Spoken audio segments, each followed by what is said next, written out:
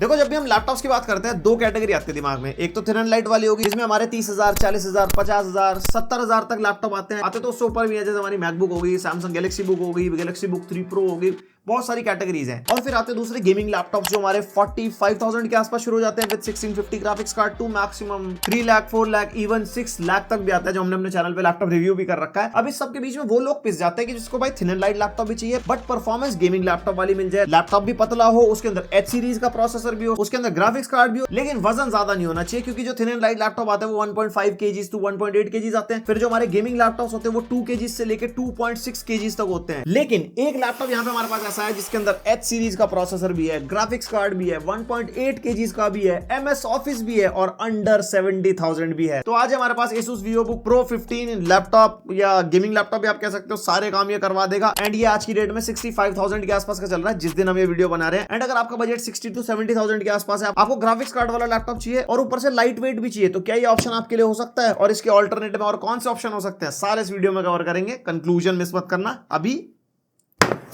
डब्बा खोल लेते हैं। यहां पे मिल जाता है हमारा कुछ इस तरीके का डब्बा, वाओ द वर्ल्ड, वाओ।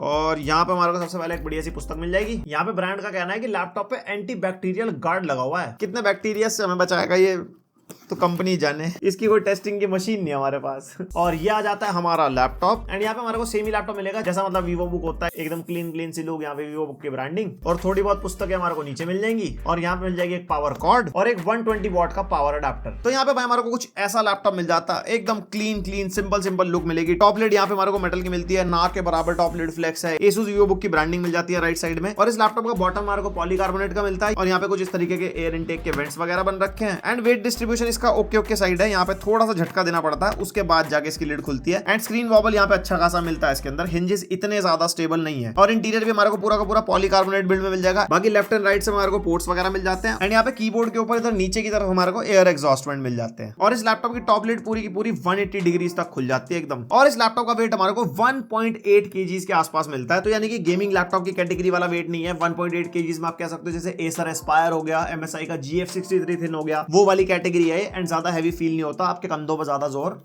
नहीं पड़ेगा। और ये लैपटॉप आता है Ryzen 5 5600H प्रोसेसर के साथ, जो हमारा 6 कोर्स 12 थ्रेड्स वाला प्रोसेसर है। 16 GB यहाँ पे रैम मिल जाएगी, LPDDR4 3200 मेगाहर्ट्ज क्लॉक स्पीड वाली। एंड जैसे कि LPDDR4 रैम है, सोल्डर्ड रैम मिलती है, अपग्रेड आप नहीं कर सकते। वैसे जिस प्राइस पॉइंट का लैपटॉप है, जैसी स्पेसिफिकेशन है, 16 GB रैम इज इनफ। और यहाँ पे हमारे को मिल जाएगा RTX 3050 जो हमारा 4 GB VRAM वाला GPU है। 50 वॉट TGP के साथ आता है। TGP कम रखने का रीजन यही है क्योंकि फुल फ्लेजेड गेमिंग लैपटॉप नहीं है, ज्यादा मोटा नहीं है, तो थर्मल्स को मैनेज करना जरूरी है, वरना गर्मी ज्यादा कर देगा। एंड ये हमारा स्टूडियो सर्टिफाइड ग्राफिक्स कार्ड है, यानी कि आप एडोबी वाली एप्स जो भी चलाओगे, Photoshop, Premiere Pro, After Effects, कुछ भी, वो इसके अंदर काफी ऑप्टिमाइज तरीके से चलेगा। स्टूडियो का ठप्पा लगता है इसलिए है। और इसके अंदर हमारे को 512 GB की Gen 3 SSD मिल जाती है, जिसकी रीड एंड राइट स्पीड आपके सामने है, अच्छी रीड एंड राइट स्पीड मिलती है हमारे को। And Wi-Fi 6 and Bluetooth version 5.3 मिल जाएगा। और सबसे बेस्ट चीज MS Office home and student आपको लाइफ टाइम के लिए इस लैपटॉप के अंदर मिलेगा, जो स्टूडेंट्स और प्रोफेशनल्स के लिए बढ़िया चीज है। और जब तकनीकी बातें हो ही गई है तो परफॉर्मेंस की बात कर लेते हैं। सबसे पहले बेंचमार्क्स पे नजर मारो। Cinebench R23 के स्कोर्स आपके सामने 10,000 के आसपास मल्टी कोर स्कोर मिलेगा एंड 1300 के आसपास सिंगल कोर। उसके बाद हमारा Geekbench 6 का स्कोर है, वीडियो पॉज करके देख सकते हो। PC Mark 10 निकाला हमने, 5600 के आसपास स्कोर निकल गया, 5000 से ऊपर है, यानी कि बढ़िया है। और ये हमारा 3D Mark Time का स्कोर है, जिसमें CPU स्कोर 7000 प्लस एंड यहाँ पे GPU स्कोर भी अच्छा खासा है, 4500 निकाल के दे गया। 3050 सही परफॉर्म कर रहा है इसका। और लास्टली हमारा क्रॉस मार्क का बेंचमार्क हो गया। RTX 3000 सीरीज का कार्ड है, ब्लेंडर बेंचमार्क किया पर नहीं निकला, कुछ इशू है इसके अंदर। 4000 सीरीज में निकल जाता है, बट कोई बात नहीं, मैं बताऊंगा आपको परफॉर्मेंस कैसी देगा कैसी नहीं। यहाँ पे हमने 4K 60 FPS की वीडियो एडिटिंग करी इसके अंदर, जिस रेजोल्यूशन पे आप ये वाली वीडियो देख रहे हो, आराम से एडिट करवा गया था। फिर चाहे टाइमलाइन स्क्रॉल हो या मल्टी लेयर वाली एडिटिंग हो। एंड एक चीज मैं आपको बता दूं, जिस टाइप की एडिटिंग हमारी है मैं उसके हिसाब से बता रहा हूं। ज्यादा लेयर्स होंगी, ज्यादा इफेक्ट्स होंगे, ज्यादा एडजस्टमेंट्स होगी, कलर ग्रेडिंग वगैरह आप करोगे तो थोड़ा बहुत लैग आपको महसूस हो सकता है। 5600H एक डिसेंट CPU है, बहुत ज्यादा हाई परफॉर्मिंग नहीं है। उसके अलावा ऑफिस वाला काम करना हो, आंख बंद करके आप कर सकते हो, जितनी मर्जी मल्टीटास्किंग कर लो, ये लैपटॉप कहीं डिसअपॉइंट नहीं करेगा। अगर आप एक स्टूडेंट हो, आपको कोडिंग करनी है, किसी भी लेवल की कोडिंग आप इसके ऊपर कर सकते हो। इवन ऐप डेवलपमेंट वगैरह भी आपको करना तो भी इसके ऊपर आराम से हो जाएगी, क्योंकि डेडिकेटेड GPU मिलता है, साथ में 16 GB रैम है एंड H सीरीज का प्रोसेसर है, परफॉर्मेंस बढ़िया देगा। एंड जितने भी 3D वाले बंदे हैं ना, जिसमें मॉडलिंग आती है, आर्किटेक्चर आता है, इंटीरियर डिजाइनिंग आती है, इवन गेम डेवलपमेंट भी आता है। अब ये सारी स्ट्रीम्स एक में क्यों कंसीडर कर रहा हूं, क्योंकि यहाँ पे GPU पावर की बात आती है। वैसे तो देखो सारे काम इस लैपटॉप पे आराम से हो जाएंगे, लेकिन काम के लेवल पे भी डिपेंड करता है किस टाइप का आपका प्रोजेक्ट है, कितने शेडर्स आप ऐड ऑन कर रहे हो, कितने ज्यादा एलिमेंट्स आप ऐड ऑन कर रहे हो। जैसे जैसे आपका प्रोजेक्ट बड़ा होता जाएगा, वैसे वैसे आपको लैग महसूस होगा। ये थोड़ा मीडियम लेवल के काम करवाने लायक है। हाई परफॉर्मेंस वाली उम्मीद मत करना, हाई परफॉर्मेंस के लिए मैं कहूंगा कम से कम 3060 लो या 4050 लो,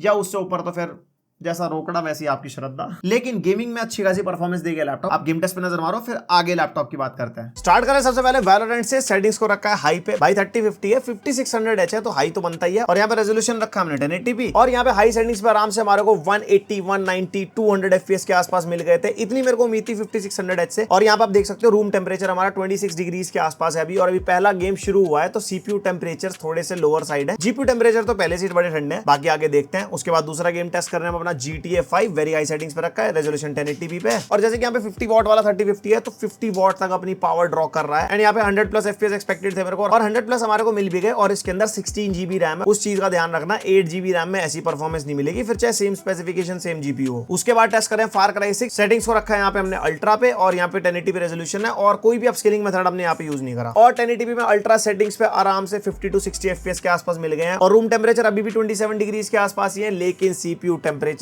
थोड़े से हायर साइड जा चुके हैं। पतला लैपटॉप है तो 75-80 डिग्रीज के आसपास पहुंच चुके हैं। बाकी अभी आगे देखते हैं क्या हिसाब किताब है। उसके बाद टेस्ट करें रेड डेड रिडेम्पशन 2। यहाँ पे हमने प्रीसेट रखा फेवर क्वालिटी पे, यानी कि अल्ट्रा सेटिंग्स। लेफ्ट साइड में DLSS ऑफ है, राइट साइड में DLSS को क्वालिटी पे रखा है। और भाई यहाँ पे आप देख सकते हो 45 to 50 मैक्सिमम 55 FPS मिल रहा है रॉ परफॉर्मेंस में। वहीं पर DLSS 2.0 लगाया तो हमारे को 4, 5, 7 FPS एक्स्ट्रा मिल रहा है, तो ज्यादा डिफरेंस नहीं है। बाकी सारे स्टैट्स आपके सामने है। सीपीयू हमारा 85 से ऊपर नहीं गया अभी तक, और यहाँ पे 16 GB रैम का फायदा भी आप देख सकते हो। 10 to 11 GB के आसपास रैम यूज हो रही है, और जीपीयू की वॉटेज भी 50 वॉट तक जा रही है, तो लैपटॉप अच्छी खासी परफॉर्मेंस निकाल के दे रहा है। उसके बाद हम टेस्ट करें गॉड ऑफ वॉर। यहाँ पे ग्राफिक्स प्रीसेट को रखा है अल्ट्रा पे, DLSS एक तरफ ऑफ है, एक तरफ रखा है क्वालिटी पे। और यहाँ पे गॉड ऑफ वॉर में हमारे को 30, 40, 50 FPS के आसपास मिल रहे हैं। डिफरेंट सीन में FPS ड्रॉप भी हो रहे हैं, मिनिमम 30 तक जा रहे हैं, मैक्सिमम 40, 45 तक जा रहे हैं। एंड यहाँ पे DLSS में इतना ज्यादा डिफरेंस क्रिएट नहीं हुआ, कहीं तो DLSS ऑफ में ज्यादा FPS आ रहे हैं, कहीं पे DLSS ऑन में ज्यादा आ रहे हैं। वैसे जो FPS है ना वो सीन टू सीन भी वैरी करते हैं, डिफरेंट सीन में कैसे टेक्सचर है। एंड मेनली यहाँ पे आती है बात टेम्परेचर्स की, तो टेम्परेचर हमारे 90 डिग्रीज तक जा चुके हैं, जबकि टेम्परेचर रूम का 26 to 27 डिग्रीज है। तो यहाँ पे थिन वाला हिसाब किताब है, तो सब टेम्परेचर्स का आइडिया लगा सकते हो कि वो ओके साइड ही है। उसके बाद हम टेस्ट करें last of us very low settings पे, क्योंकि इसको ज्यादा हाई पे करने की जरूरत नहीं है भाई, 3050 है, नहीं झेल पाएगा। और बाकी लेफ्ट साइड में DLSS ऑफ है, राइट साइड में DLSS रखा हमने क्वालिटी पे। एंड यहाँ पे आप परफॉर्मेंस देख सकते हो, DLSS 2 के अंदर ना ज्यादा डिफरेंस हमारे को मिलता नहीं है, लगभग सेम से FPS मिलता है। और भाई अगर 3050 पे आपको लास्ट ऑफ अस खेलना है तो बिल्कुल लोएस्ट सेटिंग्स पे आप खेल सकते हो। 40 to 50 FPS एवरेज हमारे निकल के आ रहा है। एंड यहाँ पे आप रैम देख सकते हो, 15 GB के आसपास रैम कंज्यूम हो रही है, तो यहाँ पे 4 GB का ग्राफिक कार्ड भाई मतलब ठीक ठाक सही है हिसाब किताब। उसके बाद टेस्ट करें call of duty Warzone 2.0। 1080p resolution रखा है, प्रीसेट को रखा है हमने बैलेंस्ड पे, और बाकी DLSS का आपको पता ही है लेफ्ट में ऑफ है, राइट साइड में रखा क्वालिटी पे। और यहाँ पे भी अगर आप ध्यान से देखोगे तो 8 से 10 FPS का डिफरेंस आ रहा है DLSS के साथ, और बैलेंस प्रीसेट पे हमारे को 70 एवरेज FPS मिल रहा है। तो अगर आपको इससे थोड़े से और ज्यादा FPS चाहिए तो आप सेटिंग्स को और भी लो पे कर सकते हो, DLSS को भी यहाँ पे आप परफॉर्मेंस वगैरह पे सेट कर सकते हो, तो थोड़े बहुत FPS आपको और मिल जाएंगे। मतलब इस लैपटॉप पे आप ठीक ठाक लेवल की गेमिंग कर सकते हो। फिर जब इतने गेम टेस्ट हो गए तो हमने सोचा हॉगवर्ट्स लेगेसी भी टेस्ट कर लेते हैं, मीडियम सेटिंग्स पे टेस्ट कर रहे हैं। DLSS का सिनेरियो आपके सामने आ रहा है, यहाँ पे 50 to 60, 70 FPS के आसपास मिल रहा है with DLSS of and DLSS on. बाकी सारे स्टैट्स आपके सामने हैं। CPU टेम्परेचर अभी हमारे 80-85 डिग्रीज के आसपास घूम रहे हैं, 90 तक मैक्सिमम जा रहे हैं। तो आप इस लैपटॉप के थर्मल्स में कह सकता हूँ डिसेंट साइड है, बहुत ज्यादा उम्मीद मत करना क्योंकि पतला फॉर्म फैक्टर वाला लैपटॉप है। फिर लास्ट में टेस्ट कर रहे हैं साइबरपंक अल्ट्रा सेटिंग्स रखे। यहाँ पे लेफ्ट में DLSS ऑफ है, राइट में DLSS क्वालिटी में रखा है, और यहाँ पे DLSS 2 ही मिलेगा क्योंकि 3050 है, यहाँ पे 4000 सीरीज का कार्ड नहीं है। और रे ट्रेसिंग हमने रखी है ऑफ पे। एंड यहाँ पे आप देख सकते हो अल्ट्रा सेटिंग्स में भी भाई 30-35 FPS निकाल के देगा, मतलब रे ट्रेसिंग के बिना बढ़िया रॉ परफॉर्मेंस में। और वहीं पे DLSS 2 है हमारा 5-7-10 FPS दे देता है, बस ज्यादा उम्मीद मत किया करो इससे। उसके बाद रखी है सेम सेटिंग्स, और इस बार हमने रे ट्रेसिंग को मीडियम पे कर दिया है, और DLSS का सिनेरियो सेम है दोनों तरफ। एंड यहाँ पे आप देख सकते हो भाई रे ट्रेसिंग अल्ट्रा लगाते ही 4-5 FPS मिल रहा है हमारे को रॉ परफॉर्मेंस में। वहीं पे DLSS लगाया तो भैया 10 FPS जुड़ गए, लेकिन वो भी प्लेबल नहीं है। तो यहाँ पे अगर आपके पास RTX 3050 है तो रे ट्रेसिंग आप लगा सकते हो, लेकिन ग्राफिक्स सेटिंग्स को थोड़ा सा आपको डाउन करना पड़ेगा, तब जाके प्लेबल FPS मिलेंगे। उसके बाद हमारे स्पाइडरमैन मुरली भाई, यहाँ पे अपस्केलिंग मेथड एक तरफ DLSS क्वालिटी पे राइट साइड में, एंड सेटिंग्स को रखा हमने हाई पे, और रे ट्रेसिंग को रखा है ऑफ। एंड यहाँ पे आप देख सकते हो डिसेंट 40, 50, 60 FPS मिल रहे हैं with different DLSS settings. And यहाँ पे CPU के टेम्परेचर्स मैक्सिमम 90 डिग्रीज तक ही जा रहे हैं। और बाकी रैम देख सकते हो आप 16 GB भाई कितनी जरूरी है आज की डेट में, तो जिसके लैपटॉप में गेमिंग की परफॉर्मेंस बढ़िया नहीं आ रही 16 GB रैम भाई करवा लेना। उसके बाद हमने सेम सेटिंग्स रखी है दोनों तरफ, लेकिन इस बार हमने रे ट्रेसिंग को कर दिया था ऑन और प्रीसेट रखा था हाई पे। एंड यहाँ पे रे ट्रेसिंग को हाई पे करने के बाद हमारे को 25 25 to 30 FPS के आसपास मिल रहा है दोनों सिनेरियो के अंदर, और बाकी सारे स्टैट्स आपके सामने हैं। एंड लगभग 3 से 4 घंटे हो चुके हैं लैपटॉप पे गेमिंग करते हुए। 3-4 घंटे के बाद भी हमारे टेम्परेचर अंडर 90 है, 27 डिग्री रूम टेम्परेचर के हिसाब से। तो जब भी आप अपने लैपटॉप के थर्मल्स चेक करते हो ना, तो रूम टेम्परेचर जरूर दिमाग में रखना। और बाकी लैपटॉप की गेमिंग की परफॉर्मेंस मैं कह सकता हूँ प्राइस पॉइंट के हिसाब से डिसेंट साइड है, लाइक जैसा 3050 से हम उम्मीद कर सकते हैं वैसा ही। एंड यहाँ पे मिल जाता है हमारे को फुल साइज का कीबोर्ड, नंपैड इंक्लूडेड है, सिंगल कलर बैकलाइट कीबोर्ड हमारे को मिलता है, व्हाइट कलर की लाइट हमारे को मिल जाएगी। एंड अंधेरे में ठीक ठाक दिखाई दे जाती है, बहुत ज्यादा ब्राइट भी नहीं है, बहुत ज्यादा डल भी नहीं है। और कीबोर्ड की लाइट्स की आप ब्राइटनेस भी एडजस्ट कर सकते हो F7 से, और इसकी लाइट्स आप ऑफ भी कर सकते हो। एंड टाइपिंग एक्सपीरियंस इस कीबोर्ड का नॉर्मल है, जैसा आप एक बजट गेमिंग लैपटॉप से या थिन एंड लाइट लैपटॉप से एक्सपेक्ट कर सकते हो। चिकलेट वाली कीज आपको मिल जाएंगी, ऐसा कोई दिक्कत हुई नहीं टाइपिंग करने में। और जैसे कि H सीरीज वाला लैपटॉप है 3050 के साथ आता है, तो लैपटॉप थोड़ा गर्म होगा, नॉर्मली आप यूज करोगे लैप पे रख के या कुछ है। तो यहाँ पे जो कीबोर्ड वाला सेक्शन है 34 से लेकर 38 डिग्री तक चला जाता है हाई एंड टास्क करते टाइम, जैसे आप गेमिंग कर रहे हो या कोई प्रोडक्टिव टास्क कर रहे हो। Normal day to day task में, डॉक्यूमेंट्स वाले काम में तो ठंडा ही रहता है, लेकिन जब हाई एंड टास्क पे गर्म होता है तो थोड़ा बहुत आपकी उंगलियों को फील होगा, ज्यादा गर्म भी नहीं, थोड़ा बहुत। एंड यहाँ पे मिलता है हमारे को अच्छे खासे साइज का ट्रैक पैड, जो कि हमारा फुली क्लिकेबल वाला है, चलने में भी स्मूथ है, मल्टी जेस्चर का सपोर्ट करता है। एंड जिस टाइप के यूजर्स को ये टारगेट करता है उनके हिसाब से ट्रैक पैड बढ़िया है। और भाई लैपटॉप तो पतला है, लेकिन छेदों के मामले में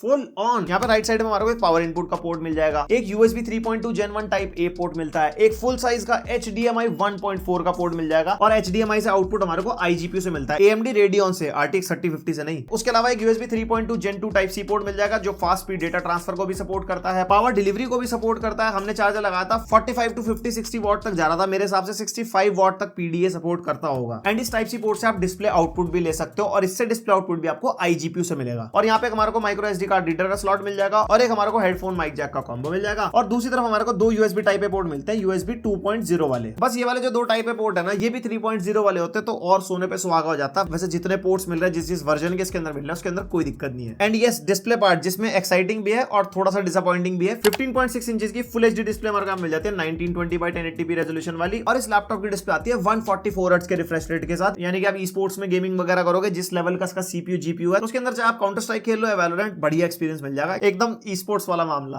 एंड इस लैपटॉप के अंदर हमारे को पीक 278 निट्स की ब्राइटनेस मिली थी, और कलर गैमेट के मामले में 48% NTSC मिलती है, which is equals to 67% sRGB। और बाकी Adobe RGB और P3 भी आपके सामने, वीडियो पॉज करके देख लेना। तो इस लैपटॉप में डिस्प्ले आपको बेसिक वाली मिलेगी, लाइक ब्राइटनेस देखो 300 निट्स नहीं है, 250-280 के आसपास की है, जो कि डिसेंट साइड है। एंड डिस्प्ले के कलर्स भी बेसिक है, तो अगर आप कंटेंट क्रिएटर हो या फिर आप कोई ऐसे टास्क करते हो इसमें कलर एक्यूरेसी का बहुत काम है, किसी क्लाइंट के लिए काम करना हुआ, वीडियो एडिटिंग में कलर ग्रेडिंग करनी है, फोटोज में कलर ग्रेडिंग करनी है, उस सब के लिए इसकी डिस्प्ले नहीं है। आपको एक्सटर्नल मॉनिटर खरीदना पड़ेगा। नॉर्मली OTT वगैरह देखना हो, गेम वगैरह खेलने हो, कंटेंट कंज्यूम करना हो, मल्टीमीडिया के हिसाब से इसकी डिस्प्ले ठीक है। और ये इसका वेबकैम टेस्ट है, और वेबकैम टेस्ट के टाइम पे ना माइक शायद म्यूट पे रह गया था, इसलिए ऑडियो रिकॉर्ड नहीं हुई। माइक की क्वालिटी वैसी है जैसे हमारी सारी वीवो बुक में मिलती है। वीवो बुक के हमने और वेरिएंट्स भी रिव्यू कर रखे हैं। बाकी वेबकैम की क्वालिटी कैसी है वो आप देख के मेरे को कमेंट सेक्शन में बताओ।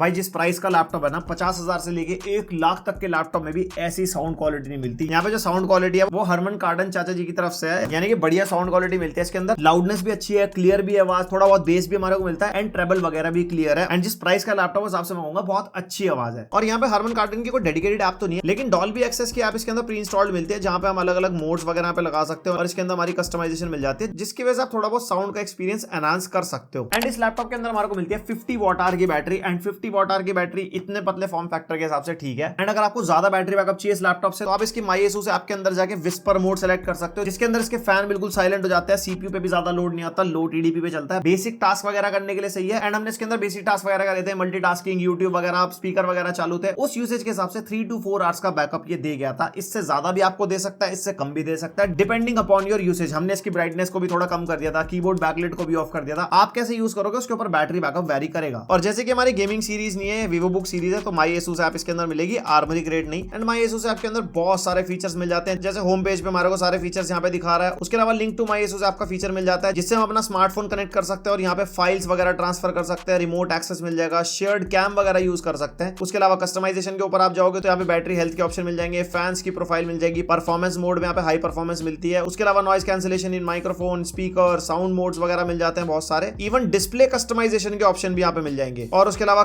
कनेक्टिविटी वगैरह के फीचर्स मिल जाते हैं। एंड इसके अंदर हमारे को एक प्रो क्रिएटर हब करके भी एप्लीकेशन मिल जाती है, जिसके अंदर हम सारी मॉनिटरिंग देख सकते हैं, फैन प्रोफाइल चेंज कर सकते हैं, फैन का लोड आरपीएम वगैरह यहाँ पे दिखा देगा। उसके अलावा वर्क स्मार्ट करके यहाँ पे फीचर मिलता है, जिसके अंदर आप टास्क वगैरह असाइन कर सकते हो, परफॉर्मेंस ऑप्टिमाइजेशन यहाँ पे कर सकते हो, जैसे रिसोर्स मॉनिटरिंग हो गई, कौन सी ऐप कितने रिसोर्सेज खा रही है, app power priority, clean files, और ऊपर यहाँ पे कलर मैनेजमेंट भी हमारे को मिल जाता है। कुछ कलर पैलेट वगैरह अपने हिसाब से बनाना हो तो यहाँ से आप बना सकते हो नया प्रोजेक्ट। और लास्टली हमारे को एक ग्लाइड एक्स करके ऐप भी मिलती है, जिसके थ्रू आप अपना फोन कनेक्ट कर सकते हो। फोन के अंदर भी सेम एप्लीकेशन डलेगी। यहाँ पे फोन मिरर करना हो, मोबाइल या पीसी को सेकेंडरी स्क्रीन की तरह यूज करना हो, या इवन यूनिफाई कंट्रोल यूज करना हो, सिंगल कीबोर्ड माउस का सेट अलग अलग सिस्टम के साथ यूज करना हो, तो वहां पे एप्लीकेशन काम आती है। ये वीवोबुक सीरीज में यूजुअली डाल के देते हैं। तो ये था मेरी तरफ से Asus VivoBook Pro 15 लैपटॉप का पूरा रिव्यू। एंड ये लैपटॉप आपको आज की डेट में 65,000 के आसपास मिल जाएगा। एंड बात करते हैं कंपटीशन की, तो यहाँ पे सबसे पहले आता है Acer का Aspire 7, जो भी रिसेंटली लॉन्च हुआ है i5 12450H के साथ। एंड 5600H हो या 12450H हो, सेम सी परफॉर्मेंस देंगे। RTX 3050 मिल जाएगा उसके अंदर भी, इसके अंदर भी RTX 3050 है। उसके अंदर वॉटेज कितनी है नहीं पता, क्योंकि रिव्यू नहीं करा, जल्द रिव्यू आने वाला है। वैसे मेरे हिसाब से 50 वॉट या थोड़ा सा उससे ऊपर ही होगा। उस लैपटॉप के अंदर भी आपको 144 हर्ट्ज की डिस्प्ले मिल जाएगी। एंड बाकी सारी चीज आप ऑनलाइन कंपेयर कर सकते हो या हमारे रिव्यू का वेट कर सकते हो। Acer Aspire 7 आज की डेट में हमारे को 61,000 के आसपास मिल जाएगा, ये 65,000 का है। Acer Aspire 7 मेरे को ऑन पेपर तो ज्यादा वैल्यू फॉर मनी लग रहा है, बाकी रिव्यू के बाद बता पाऊंगा। अभी रेकमेंड नहीं कर रहा हूं, अभी मैं इसको ही रेकमेंड करूंगा, क्योंकि ये टेस्टेड है और इसकी परफॉर्मेंस भी आपने देख ली। एंड इस प्राइस पॉइंट पे एक ड्रॉबैक लगा मेरे को इसके अंदर, वो है स्क्रीन वॉबल, हिंजेस इतने स्टेबल नहीं है। वैसे ओवरऑल लैपटॉप के अंदर कोई दिक्कत नहीं है। एंड अगर बात करते हैं डिस्प्ले को लेके, आपको इसकी डिस्प्ले पसंद नहीं आती, तो इसका एक और मॉडल है 73,000 का चल रहा है आज की डेट में। उसके अंदर सेम स्पेसिफिकेशन मिलेगी, सब कुछ सेम है, लेकिन OLED डिस्प्ले के साथ है, तो पैसे ज्यादा खर्चो, एकदम बढ़िया बढ़िया कलर्स, एकदम वाइब्रेंट पंची, तो आप उस वाले वेरिएंट के लिए जा सकते हो। एंड 65,000 में एक थिन एंड लाइट गेमिंग वाला या परफॉर्मेंस सेंट्रिक लैपटॉप ढूंढ रहे थे, तो ये चॉइस आपके लिए हो सकती है। और इसी प्राइस पॉइंट पे और कोई लैपटॉप जो आप रिव्यू चाहते हो, या आप यूज कर रहे हो, या आपका कोई ओपिनियन है इस लैपटॉप को लेके, वो आप मेरे को कमेंट सेक्शन में जरूर बताना। ये लैपटॉप को चेकआउट करना, उसका लिंक है डिस्क्रिप्शन में, वहां जाके चेकआउट कर सकते हो। पसंद आई वीडियो लाइक मार सकते हो, पहली बार आए सब्सक्राइब कर सकते हो। मिलते हैं नेक्स्ट वीडियो, तक के लिए बाय।